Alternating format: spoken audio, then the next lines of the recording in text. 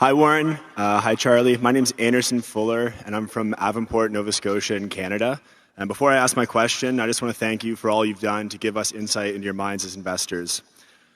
So for me, the most compelling takeaway from Berkshire is your guys' emphasis on and successful use of properly aligned incentives. In my view, owning and leading a business has two central benefits. First, you directly benefit as the company goes through your equity in it, and second, you have autonomy. Incentives for employees are a bit easier to understand, such as offering benefits, fair pay, and creating a strong culture, but I've always struggled to understand them at the highest level. Even though you say Berkshire gives its managers significant flexibility, it must be less than what they had when they were independent.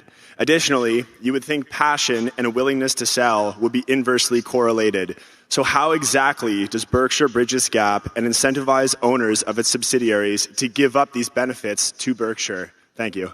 Well, what we really hope to find is managers who love their business but don't like a lot of what comes with it as a public company. I mean, if they have to spend a lot of time listening to people tell them what to do about this or that, and they can't afford to irritate them, or they have to go along with their trade association because, or whatever they may call it, because you don't want to look like a free rider, and there's all kinds of things, compromises that people have to make in most jobs.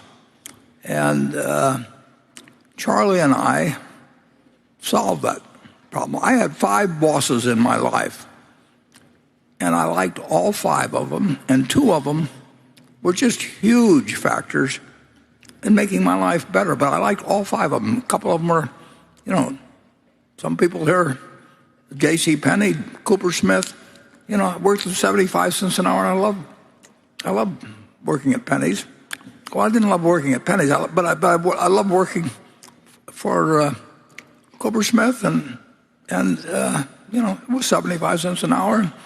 But I had to do what they told me to do, which was to sell men's shirts first, then men's clothing, then children's clothing, and so on. And I loved working for the newspaper, and I had a great manager when I was at University of Nebraska.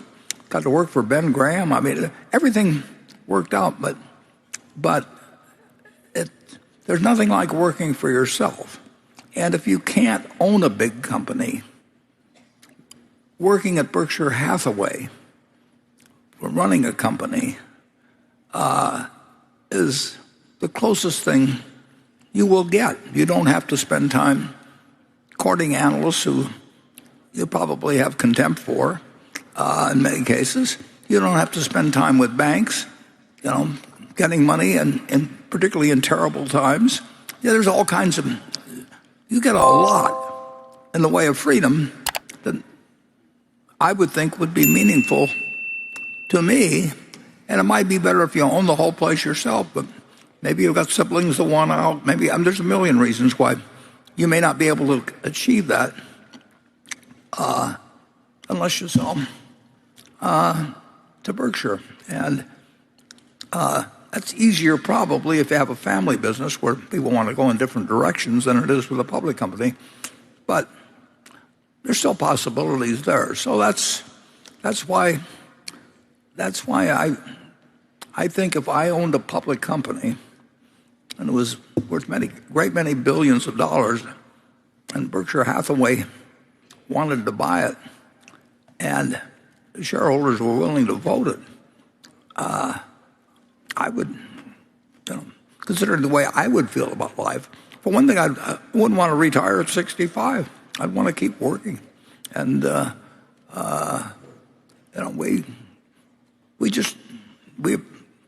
there are reasons to sell to Berkshire, which Charlie and I, in certain positions, if we were on the other side, would take the deal. But it isn't for everybody.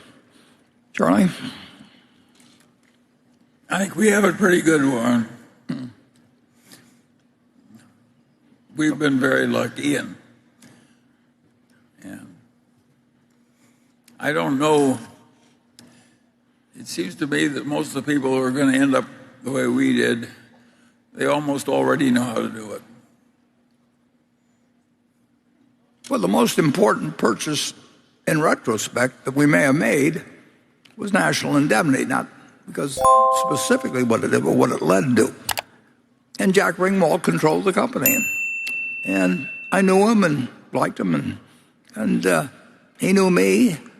And once a year, he'd get irritated when the Nebraska Department of Insurance or somebody would come around, and he said they always came around when the Exarban racetrack was open, so they could. I mean, he had all these theories about why it was a pain in the neck to be regulated, and I told Charlie Hyder, next time Jack is in that mood where he's ready to sell just because he's tired of fooling around with all these guys, be sure and find him. And so Charlie called me one day and he says, Jack is in heat. And I said, bring him over. And we made a deal. Well, that's why Jack sold.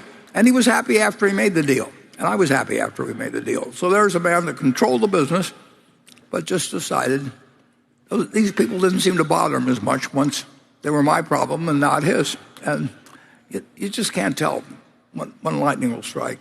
And that didn't do magnificent things for us initially, but just look at what it led to, and then, so you never, if you knew how you were going to shoot all 18 holes, it wouldn't be any fun playing. You wouldn't get on the first tee. I mean, it's the uncertainty, the fun of playing the game, the opponents, all kinds of things that make a game interesting. And I think Charlie and I are in the most interesting game in the world.